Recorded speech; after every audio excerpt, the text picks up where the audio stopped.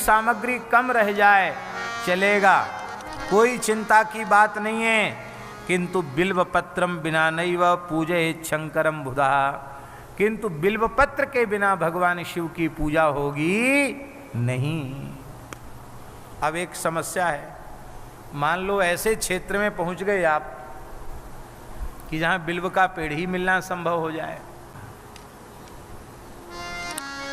शिवस्य भक्त्या पूजा ही जन्म मुक्ति करी नृणाम, रुद्राक्ष धारणात् पादमर्धम वै भूति धारणात्, त्रिपादम मंत्र जाप्याच पूजया पूर्ण भक्तिमान, शिवलिंगंच भक्तंच पूज्य मोक्षं नभेन्नरः। श्रद्धा पूर्वक की गई शिव पूजा पुनर्जन्म से छुटकारा दिला देती है। अब देखो, पूजा के 4 अंग हैं, चारों पूर्ण होंगे तभी पूरा लाभ मिलेगा। रुद्राक्ष के धारण से एक अंग पूरा हो जाता है, इसलिए शिव हमेशा कोई रुद्राक्ष न पहने तो शिवलिंग का पूजन करते इसमें रुद्राक्ष अवश्य धारण कर लेना चाहिए, क्योंकि वह उपासना का एक अंग है। भस्म को मस्तक पर लगाने से दूसरा अंग पूरा हो जाता है, फिर मंत्र के जप से तीसरा अंग पूरा हो जाता है, और फिर पूजा करने से चौथा अंग पूरा हो जाता है। अब लोग न तो भस्म लगाएंगे, न जप करेंगे, और ना ही रुद्राक्ष धारण करेंगे, खाली शंकर जी की पूजा करेंगे, तो उनको चौथाई फल ही मिलेगा। पूरा फल प्राप्त करने के लिए ये चारों अंग पूर्ण होने चाहिए। भक्तवत्सल भगवान की जय। षडलिंग का स्वरूप बताया गया है, प्रणव का महात्म्य कहा गया, और यह प्रणव साक्षात भगवान का स्वरूप है। 9 करोड़ प्रणव का जप करने से मनुष्य शुद्ध हो जाता है। 9 करोड़ प्रणव का जप करने से पृथ्वी तत्व पर विजय, फिर 9 करोड़ और जप कर ले तो जल तत्व पर विजय, फिर 9 करोड़ और कर ले तो अग्नि तत्व पर विजय, फिर 9 करोड़ और कर ले तो वायु तत्व पर विजय, फिर 9 करोड़ और कर ले तो आकाश तत्व पर विजय, और फिर 9 करोड़ जप और कर ले तो संपूर्ण तत्वों पर विजय प्राप्त हो जाता ही है। ऐसी प्रणव की बड़ी भारी महिमा है। पंचाक्षर मंत्र का कम से कम 5 लाख जप अवश्य करना चाहिए, उसके बिना मंत्र की सिद्धि नहीं होती है। और भगवान शिव का ध्यान करना चाहिए। भगवान शिव की पूजा करने के बाद उनके व्यापक स्वरूप का अनुभव करना चाहिए। सूर्य में भी वही हैं, चंद्र में भी वही हैं, अग्नि में, जल में, तेज में, पवन में, सर्वत्र वे विराजमान हैं। इस प्रकार का अनुभव करना चाहिए, ऐसा वर्णन लिखा है। बोलो भक्तवत्सल भगवान की जय।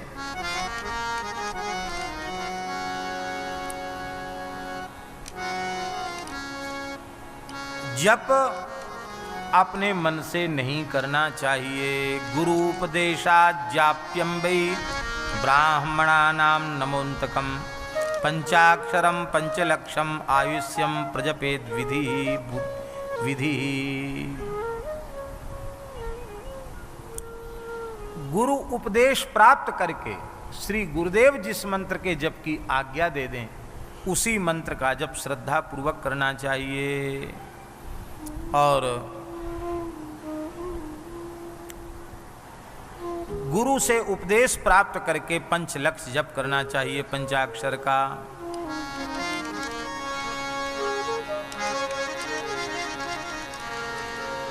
ब्राह्मण क्षत्रिय वैश्य जो यज्ञोपवीत धारण करते हैं, संध्योपासन करते हैं, गायत्री जप करते हैं, उनको नमः पद आगे और शिव पद से चतुर्थी का एक वचन, पहले नमः फिर शिवाय, इस तरह से जप करना चाहिए। और जो यज्ञोपवीत धारी नहीं हैं, स्त्रियां हैं अथवा चतुर्थ वर्ण के लोग हैं, उन्हें शिवाय नमः ऐसा जप करना चाहिए। 5 लाख उनको इस प्रकार से जप करना चाहिए। ऐसा नहीं समझ लेना कि ये भेदभाव किया गया और वो जपने से ज़्यादा लाभ होगा। नहीं, जिसको जो जप करने की वेद ने आज्ञा दी है, शास्त्र ने आज्ञा दी है, श्रद्धा पूर्वक वैसा करने से ही लाभ होगा। बोलो भक्तवत्सल भगवान की जय। शिव भक्तों को भोजन कराने वाले को अनंत पुण्य की प्राप्ति होती है।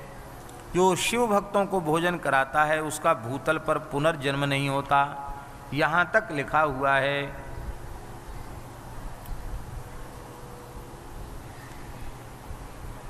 ऋषियों ने पूछा कि भगवान आपने कहा कि गुरु उपदेश से ही जप करना चाहिए, तो गुरु शब्द का अर्थ क्या होता है?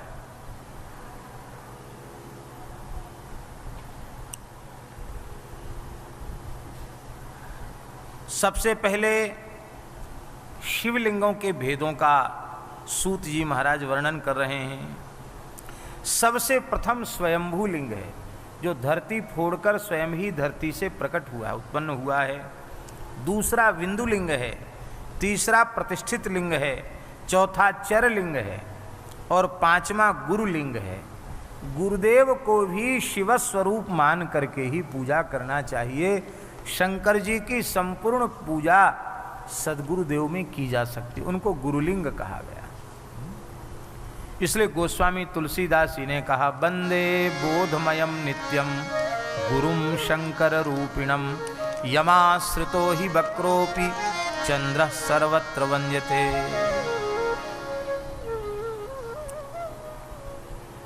ये गुरुलिंग है। बोलो भक्तवत्सल भगवान की जय।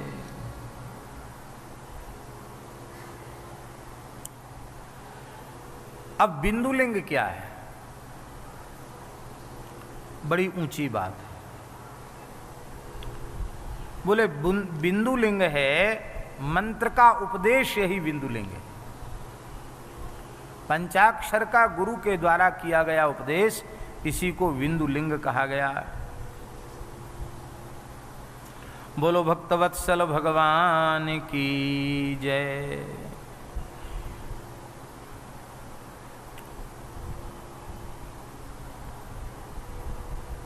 वृक्ष आदि से उत्पन्न लिंग पौरुष लिंग है, प्रकृति लिंग है, प्राकृत लिंग है, धान्य लिंग भी होता है।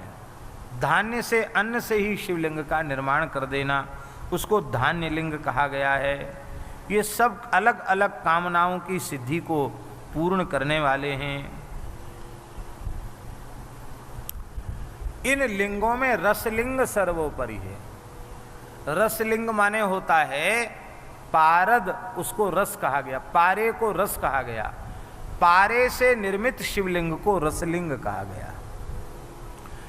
रसलिंगम ब्राह्मणानाम सर्वाभीष्टप्रदम भवेत्, बाणलिंगम क्षत्रियाणाम महाराज्यप्रदम शुभम, स्वर्णलिंगम तु वैश्यानाम महाधनपतित्वदम, शिलालिंगम तु शूद्राणाम महाशुद्धिकरम शुभम। ब्राह्मणों के लिए रसलिंग की पूजा विशेष उत्तम मानी गई। पारद के शिवलिंग की पूजा, क्षत्रियों के लिए वाणलिंग माने नर्मदा जी से प्रकट जो शिवलिंग है उनको वाणलिंग कहते हैं। वर्तमान समय में नर्मदा जी के से प्रकट जो शिवलिंग हैं उनको नर्मदा जी से शिला ले आते हैं और उसको मशीन पर खराद करके, घिस करके उसको पिंडी का आकार देते हैं। शास्त्र की दृष्टि से वह बहुत उत्तम पक्ष नहीं है, अनुचित है, क्योंकि शालिग्राम और नर्मदेश्वर इनमें प्रतिष्ठा नहीं है। ये स्वयं व्यक्त भगवान हरिहर का स्वरूप हैं, इसलिए इनको घिसना, इनको छीलना, इनको घर्षण करना वो एक प्रकार से अपराध ही है। तो सर्वोत्तम पक्ष ये है कि प्राकृतिक रूप से नर्मदा जी से जो शिवलिंग मिल जाए उसी को उसी स्वरूप में पूजा करनी चाहिए। दुर्भाग्य की बात है, धावड़ी कुंड जहाँ से प्राकृतिक शिवलिंग वाणलिंग मिलते थे, वो कुंड अब बांध के कारण हजारों मीटर पानी में चला गया। अब तो उसका दर्शन ही नहीं होता है। वहाँ से एक तीर्थ विलुप्त हो गया। वहाँ से जल के घर्षण से अपने आप शिवलिंगों का निर्माण हो जाता था और आज भी शिवलिंग अधिकारी लोगों को भगवत कृपा से प्राप्त हो जाते हैं। वैश्यों को चाहिए कि अपने घर में शुद्ध सोने के शिवलिंग का, वैश्य माने व्यापार करने वाले लोग, उनको चाहिए कि स्वर्ण निर्मित शिवलिंग को विराजमान करके पूजा करें तो महाधन पतित्वदम। पर एक सावधानी रखनी चाहिए, लोग चतुर बहुत होते हैं, पोला शिवलिंग बना देते हैं। शिवलिंग तो बड़ा होगा लेकिन भीतर से खोखला होगा। ये पोली मूर्ति बनाना और वह निषिद्ध है और उसका पूजन करना भी निषिद्ध है। इसलिए स्वर्ण के शिवलिंग हों तो वो ठोस होने चाहिए। शिलालिंगं तु शूद्राणाम महाशुद्धिकरम शुभम। परम श्रद्धेय स्वामी करपात्री जी को गोरक्षा के लिए यज्ञ करना था। अयाचित वृत्ति थी उनकी, बड़े विशाल यज्ञ किए गोरक्षा के लिए उन्होंने, बड़ी शास्त्रीय विधि से किए। तो हमने सुना है प्रामाणिक लोगों से कि किसी अत्यंत निकट के सेवक ने कुछ सेवा की प्रार्थना की तो उन्होंने स्वर्णलिंग बनवा करके उसकी प्रतिष्ठा करी। क्यों? बोले भाई किसी से मांगना तो ठीक नहीं, यज्ञ करना है, गाय की सेवा के लिए कुछ करना, गोरक्षा आंदोलन में भी आवश्यकता तो पड़ेगी। तो बोले स्वर्णलिंग वो महाधनप्रद हैं, इसलिए मांगो तो भाई भोले बाबा से ही मांगो और दुनिया के सामने क्या मांगना। तो स्वर्णलिंग से महान संपत्ति प्राप्त होती है, ऐसा लिखा है। और शिला से निर्मित शिवलिंग, रसलिंग ब्राह्मण और रसलिंग ब्राह्मणों के लिए, बाणलिंग क्षत्रियों के लिए, वैश्यों के लिए स्वर्णलिंग और शिलालिंग चतुर्थ वर्ण के लोगों के लिए महान शुभ कहा गया है। और एक दूसरी बात कह रहे हैं कि स्फटिक से निर्मित शिवलिंग अथवा बाणलिंग सब लोग उसकी पूजा कर सकते, माने ब्राह्मण हो, क्षत्रिय हो, वैश्य हो, सभी उनकी पूजा कर सकते हैं। पार्थिव शिवलिंग प्रत्येक मनुष्य, ब्राह्मण से लेकर चांडाल तक, मिट्टी से बनाकर शिवलिंग की पूजा हर व्यक्ति कर सकता है, सबको पूजा करना चाहिए। बोलो भक्तवत्सल भगवान की जय। यदि सती साध्वी पतिव्रता नारियां वैधव्य को प्राप्त हो गई हैं तो उनको स्फटिक शिवलिंग की पूजा करनी चाहिए। और कोई सबरी की कोटि की महाविरक्ता हैं, घोर जंगल में रहती हैं, तो वे रसलिंग की भी पूजा कर सकती हैं, ऐसा वर्णन लिखा है। विरक्तों के लिए पूजा क्या है? विरक्त माने हमारे जैसे नहीं, पंखा लगाए बैठे हैं और बढ़िया सुंदर सुंदर भोजन भी कर रहे हैं, सब सुख सुविधाओं को प्राप्त कर रहे हैं, वो नहीं। विरक्त माने विरक्त अवधूत दत्तात्रेय जी के जैसा।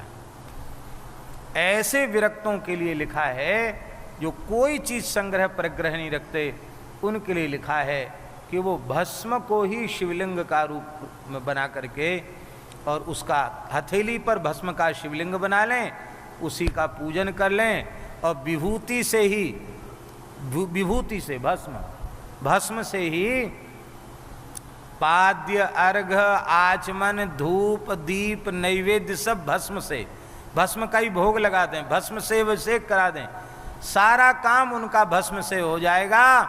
और फिर उसी भस्म को धारण कर लें। उनके लिए सबसे सस्ती पूजा है, न बिल्वपत्र का खर्च है, न लोटा पानी का खर्च है, वो तो बस उनके लिए ये विभूत्यभ्यर्चनम कुर्यात विभूतिंच निवेदयेत, विभूति से ही अर्चन कर ले और नैवेद्य के रूप में भगवान को विभूति ही अर्पित कर दे। पूजां कृत्वा तल्लिंगम शिरसा धारेत सदा, पूजा करके उस भस्म को, उस शिवलिंग को अपनी जटाओं में धारण कर ले, अपने मस्तक पर धारण कर ले, ये उसकी विधि है। भस्म 3 प्रकार की है। लोकाग्नि जनित वेदाग्नि जनित और शिवाग्नि जनित, ये 3 प्रकार की भस्म है।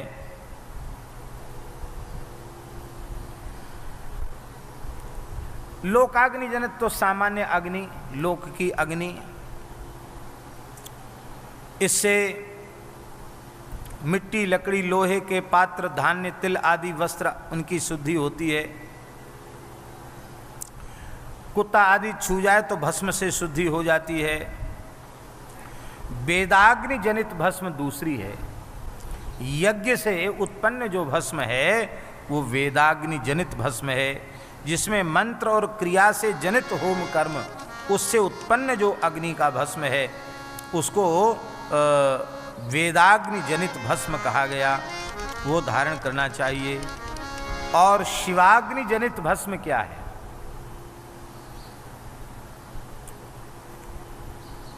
कहते हैं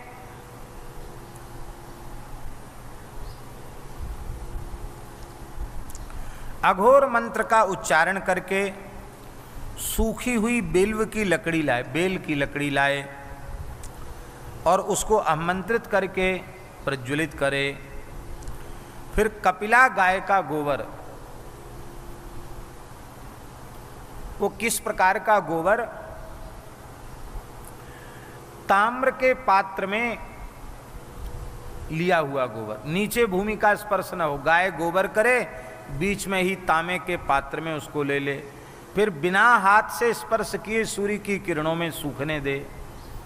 फिर जब वह सूख जाए तो बिल्व की काष्ठ को कर्पूर आदि से प्रज्वलित करके फिर वो कपिला गाय के गोबर का कंडा, स्वाभाविक बना हुआ, हाथ से बना हुआ कंडा नहीं। मान लो कपिला गाय न मिले तो किसी भी वेदलक्षणा गाय के गोबर का भी प्रयोग उसमें किया जा सकता है। फिर शमी की लकड़ी, शमी जिसको छोकरा कहते हैं और संस्कृत में शमी कहते हैं, यहाँ राजस्थान में खेजड़ी कहते हैं। खेजड़ी की लकड़ी, पीपल की लकड़ी, पलास जिसको छेवला भी कहते हैं, पलास की लकड़ी, बट की लकड़ी, अमलतास की लकड़ी और बिल्व की लकड़ी, इन लकड़ियों के सहित वो जो कपिला गाय के गोमय का कंडा है उसको जलाने से, मंत्रोच्चार करके जलाने से, कुश की अग्नि में जलाने से वो शिवाग्नि जनित भस्म तैयार हो जाता है। उस शिवाग्नि जनित भस्म को कपड़े से छान करके किसी मिट्टी के कोरे घड़े में रखना चाहिए और उसे ही भगवान शिव को अर्पित करके फिर उसी को ललाट पर धारण करना चाहिए, या अपने शरीर में जो संपूर्ण देह में धारण करते हैं वो संपूर्ण देह में भी धारण कर सकते हैं। दीप्त्यर्थम तत्व संग्राह्यम मन्यते पूज्यते पिच, ऐसी विभूति को धारण करने से तेजस्विता बढ़ती चली जाती है। बोले भाई ये भस्म धारण क्यों किया शंकर जी ने, भस्म की इतनी महिमा क्यों है? बोले देखो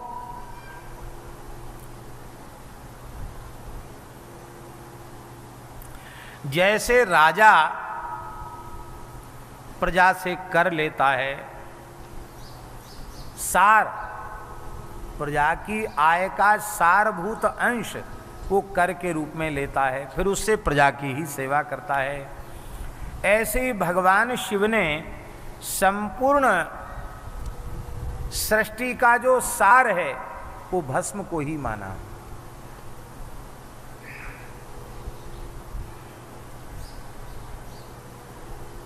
सब कुछ के बाद जो शेष बचे उसका नाम है भस्म। सार उसी को कहते हैं ना, जो तत्व निकले वो, तो सबका सार भस्म है। सारा ब्रह्मांड जलकर दग्ध हो जाता है, सारे नाम रूप समाप्त हो जाते हैं, शेष क्या रह जाता है?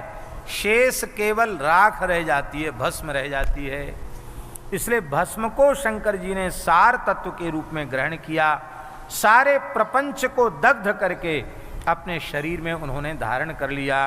दग्ध्वा प्रपंचम तद्भस्म स्वात्मन्यारोपयेत् शिवः उद्धूलनस्य व्याजेन जगत सारम गृहीतवान। संपूर्ण देह में भस्म धारण करके जगत के सार को उन्होंने ग्रहण कर लिया।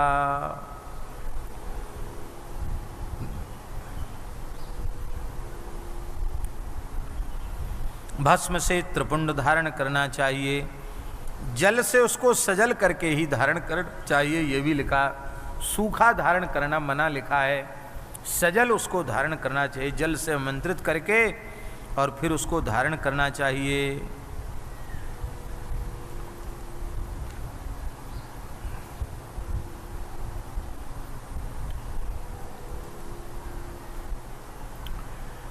तस्मात् गुरु शरीरम तो गुरुलिंगम भवेद बुधा, गुरुलिंग से पूजा तो गुरु शुश्रूषणम भवेद। कहते हैं कि अधिकारी शिष्य को गुरुदेव को साक्षात शिवरूप ही मानना चाहिए। तो शिव रूप में श्री गुरुदेव का पूजन ये गुरुलिंग का पूजन है। हम पूज्य नांदेड़ वाले स्वामी जी के यहाँ गए थे, तो आपने एक बात बताई, आपने कहा हमारे यहाँ गुरु महाराज की पूजा शिव जी के रूप में ही करते हैं, इसलिए भस्म आदि सब उनको धारण कराते हैं। ये बात शिव पुराण में लिखी हुई है।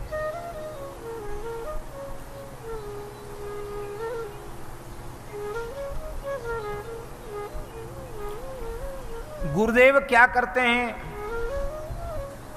बोले गुरुदेव एक दिव्य पुत्र को जन्म देते हैं। पुत्र दो प्रकार के, एक नाद सृष्टि का पुत्र और एक विंदु सृष्टि का पुत्र। पति पत्नी के संयोग से जो संतान उत्पन्न होती है वो है विंदु सृष्टि का पुत्र, और नाद सृष्टि का पुत्र शिष्य होता है गुरु का। वो कैसे उत्पन्न करता है? नाद रूपी शिष्य को। जिह्वा लिंगान मंत्र शुक्रम कर्णयो नौ निशिच्य वै, जातः पुत्रो मंत्रपुत्रः पितरं पूजयेत् गुरुं, निमज्जेति संपुत्रं वै संसारे जनकः पिता, संतारयति संसारात् गुरु वै बोधकः पिता, उभयोरन्तरं ज्ञात्वा पितरं गुरुमर्चयेत्। बड़ी विलक्षण बात लिखी है। कहते हैं गुरुदेव जो शिष्य के दक्षिण कर्ण में उपदेश करते हैं मंत्र का, उस समय जिह्वा ही शिवलिंग स्वरूप हो जाती है और मंत्र शुक्र का स्वरूप हो जाता है, कान ही योनि का स्वरूप हो जाता है, और मंत्र जब भीतर प्रवेश करता है तो वह जीव सद्गुरु का मंत्र पुत्र हो जाता है। इसलिए उसको पुत्र कहा गया, वो मंत्र पुत्र हो जाता है। तो उसे पिता के समान अपने गुरु की सेवा करनी चाहिए। अब बिंदु पुत्र में और मंत्र पुत्र में, नाद पुत्र में अंतर क्या है? बोले जिसने पैदा किया जो पिता है ना, वो पिता तो संसार सागर में डुबोने वाला है, और जिसने मंत्र प्रदान करके पुत्रत्व प्रदान किया है वो संसार सागर से उबारने वाला है। इसलिए डुबाने वाले की अपेक्षा उबारने वाला ज़्यादा श्रेष्ठ है।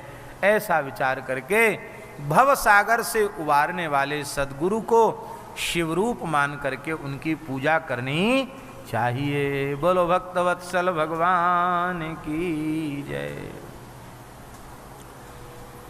गुरु सेवा तो यत् सर्वमात्म शुद्धि करी भवे। गुरु पूजा से ही आत्म शुद्धि होती है। गुरो शेषा शिवोच्छिष्टम जल मन्नादि निर्मितम, शिष्याणाम शिवभक्तानाम ग्राह्यम भोज्यम भवे द्विजाः। इसलिए गुरु जी का भुक्त अवशिष्ट अन्न वो शिवोच्छिष्ट ही है, और गुरु जी का पाद जल वह शिव जी का ही चरणामृत से समझना चाहिए। पर भैया ये श्रद्धालु शिष्य के लिए ही बात कही गई है, वो पंचायती दुकानदारी के लिए बात नहीं कही गई। और न इसलिए कहेगी कि फिर शंकर जी को किनारे कर दो, गुरु जी को ही भगवान मान के पूजने लग जाओ, इसलिए भी नहीं कहा गया। शिवजी हैं, शिवजी के स्वरूप में गुरु पूजन करना है, ये बात कही जा रही है। इस प्रकार से बहुत सुंदर विस्तृत विवेचन पूजाओं का दिया गया है। किस कामना की पूर्ति के लिए किस द्रव्य से होम करना चाहिए, इसका भी विस्तार पूर्वक वर्णन किया गया है। भूत आदि का उपद्रव बढ़ जाए, भूत प्रेत पिशाच आदि का उपद्रव बढ़ जाए किसी गांव में, किसी नगर में, किसी घर में अथवा किसी गोष्ठ में, तो लिखा है कि भगवान शिव के भैरव स्वरूप की पूजा करनी चाहिए और ब्राह्मणों को भोजन कराना चाहिए, उससे उसकी निवृत्ति हो जाती है। भगवान की पूजा करने के बाद, शिव जी की पूजा करने के बाद शिव जी से प्रार्थना करना चाहिए कि प्रभु मैं सर्वथा सामर्थ्य विहीन हूं, आपको क्या दे सकता हूं, ये जगत के पदार्थ भी आपका ही स्वरूप हैं और ये जगत भी आपका ही स्वरूप है, आपके ही स्वरूप भूत द्रव्यों से हमने आपका ही पूजन किया, इसमें हमने अलग से कुछ नहीं किया है। आप ज्ञान पूर्वक कोई अपराध बना हो, आप उसे क्षमा कर दें। भगवान शिव की प्रदक्षिणा में उनकी जलहरी को लांघना नहीं चाहिए, इसलिए जहाँ जल बहता नहीं है वहाँ लाख करोड़ प्रदक्षिणा भी भगवान शिव की पूरी परिक्रमाएं की जा सकती हैं।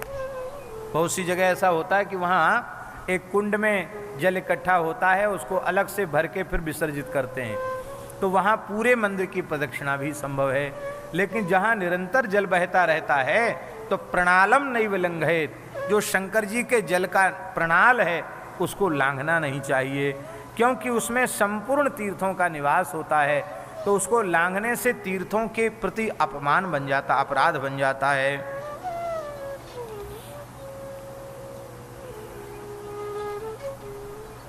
भगवान शिव के लिंगों में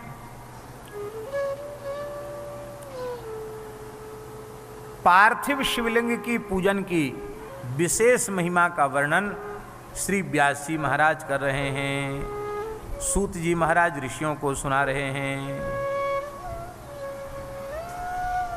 सतयुग में मणिलिंग था, त्रेता में स्वर्णलिंग था, द्वापर में पारदलिंग की विशेष महिमा, लेकिन कलयुग में मिट्टी से बनाकर शिवलिंग के पूजन की विशेष महिमा का वर्णन किया गया। पार्थिव पूजन की विशेष महिमा है।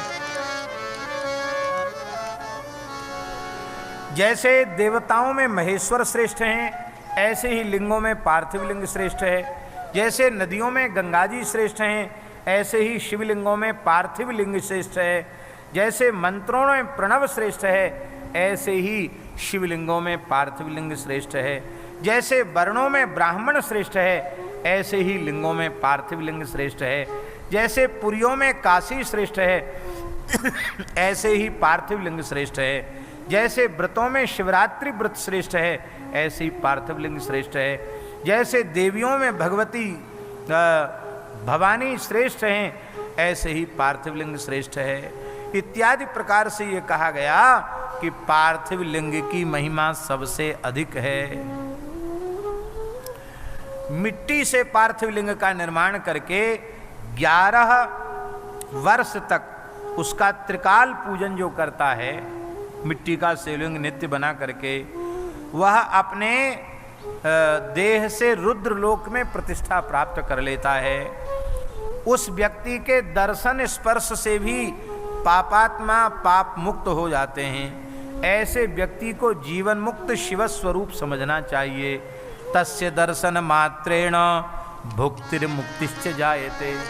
ऐसे भक्त के दर्शन से भुक्ति मुक्ति प्राप्त हो जाती है। और जो जीवन पर्यंत व्रत लेता है मिट्टी का शिवलिंग बना करके पूजन करने का, वो अनंत काल तक शिवलोक में निवास करता है। अब मान लो उसके मन में कोई कामना है तो तब फिर पुनः जन्म लेता, क्यों कामना से पुनर्जन्म होता है, और फिर भारतवर्ष में वो सम्राट बनता है, राजा बनता है। ऐसा उसका पुण्य है। इस प्रकार से इसकी अनंत महिमा है। अखंड पार्थिव लिंग होना चाहिए, सखंड नहीं होना चाहिए। अखंड का अर्थ है, बहुत से लोग मिट्टी का शिवलिंग बनाते हैं तो जलहरी अलग बना देते हैं और फिर मिट्टी का पिंड अलग बनाकर ऊपर से रख देते हैं, उसको सखंड कहा गया। वो सखंड नहीं होना चाहिए, अखंड होना चाहिए। माने पूरी मिट्टी को जलहरी और ऊपर पिंडी सहित एक साथ बनाना चाहिए। उसमें अलग भाग पिंडी का नहीं होना चाहिए, अखंड ही होना चाहिए, सखंड नहीं होना चाहिए। अब कौन कौन से लिंग अखंड होने चाहिए? पार्थिव लिंग तो अखंड होना ही चाहिए, मणिलिंग भी अखंड होना चाहिए।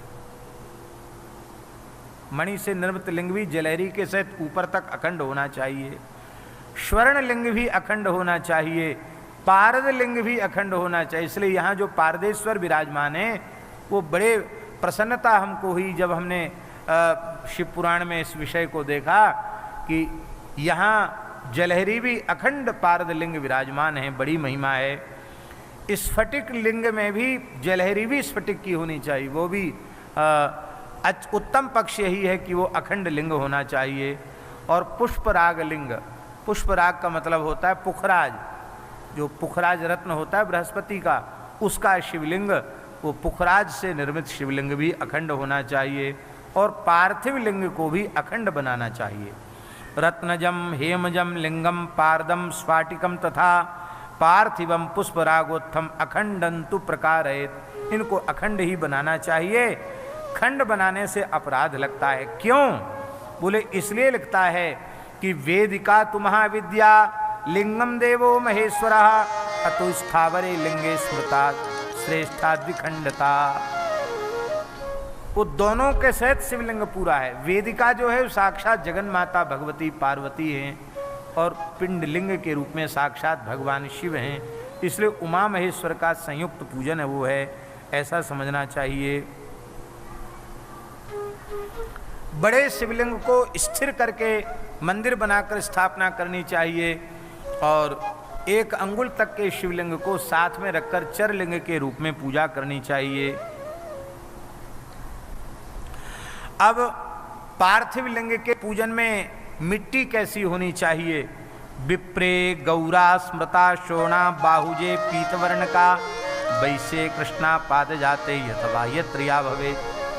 उत्तम पक्ष यह है कि ब्राह्मण श्वेत रंग की मिट्टी से पार्थिव शिवलिंग बनाए, क्षत्रिय लाल रंग की मिट्टी से पार्थिव शिवलिंग बनावे, वैश्य पीली रंग की मिट्टी से पार्थिव शिवलिंग बनावे और शूद्र काले रंग की मिट्टी से शिवलिंग बनावे, अथवा जैसी भी जो मिट्टी जहाँ उपलब्ध हो उसी से शिवलिंग का निर्माण